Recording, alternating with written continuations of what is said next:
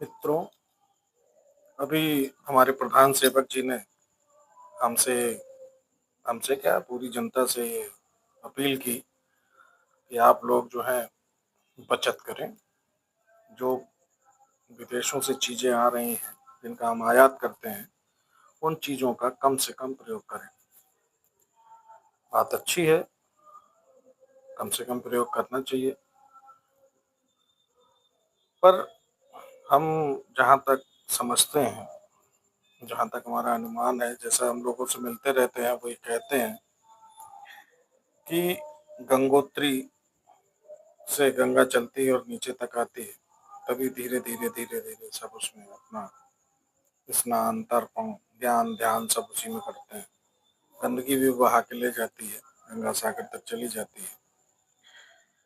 तो ऐसे ही जब गंगा ऊपर से उतर कर नीचे तक जाती है, तो आपके जो ज्ञान की गंगा है, उसको भी आप ऊपर से ही नीचे उतारते।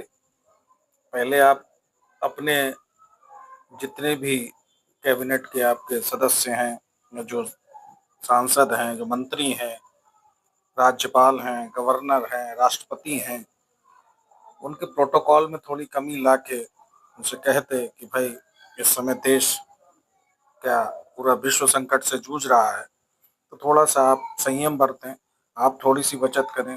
देश हित में आपको ये बचत करनी चाहिए, क्योंकि आप भी देश के सेवक हैं। आप प्रधान सेवक हैं तो वो भी सेवक ही हैं, वो जनता के ही सेवक हैं, कोई राजतंत्र तो है नहीं।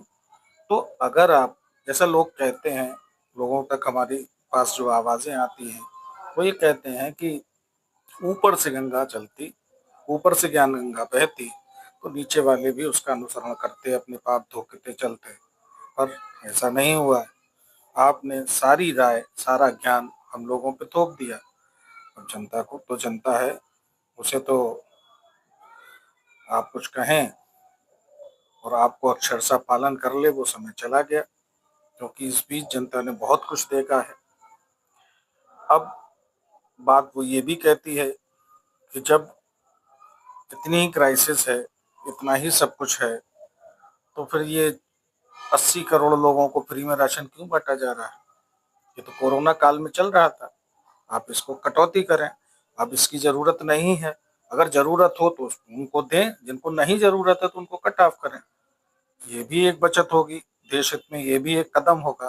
पर नहीं, इससे हो सकता है कि वोट बैंक प्रभावित हो। अभी 2027 का चुनाव आ रहा है, लखनऊ में, यूपी में, इसके अलावा पंजाब में भी है। तो कुल मिलाकर गणित ये है कि पर उपदेश कुशल बहुतेरे। मेरा तो आपसे यही विनम्र निवेदन है कि आप जो ज्ञान गंगा बहाई है, उसको ऊपर से नीचे उतारिए, तभी जय जयकार होगी। वरना तो लोग हाहाकार कर ही रहे हैं। जय हो।